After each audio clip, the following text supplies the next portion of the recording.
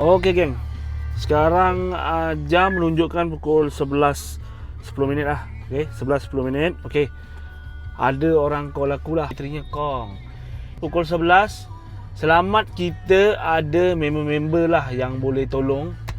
Okey, yang boleh tolong kita lah, yang boleh buka pintu kedai dia sikit. Yang dia simpan bateri lah. Aku nak cerita pasal bateri lah.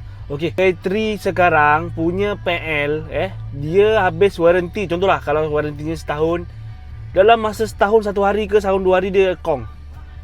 Bateri sekarang punya pandangan lah. Okey, kalau bateri yang mahal sikit, warantinya setahun setengah. Okey, dalam setahun setengah macam lebih sehari tu dia akan kong. Bateri sekarang memang PL macam itulah. Dia tak macam bateri dululah. Aku dah ambil bateri ni. Okey, baterinya aku dah ambil.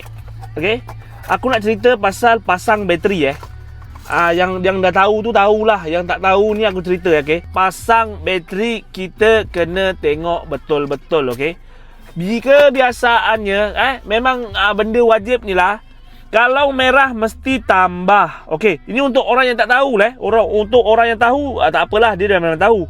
Okey, kalau hitam untuk tolak.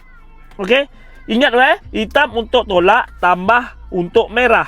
Jangan tersalah, jangan tersilap. Okey, untuk kereta Pro 2 kebiasaannya guna skru 10, tak pun sepanjang 10. Tapi tak tahulah kalau dah dimodi ke lain punya saiz, kita tak pasti. Jangan salah pasang lah. Okey, jangan salah pasang. Kalau salah pasang, adalah dia punya masalah-masalah dia. Macam fuse boleh putus, ECU boleh kong, banyak masalah. Apa-apa cara gas.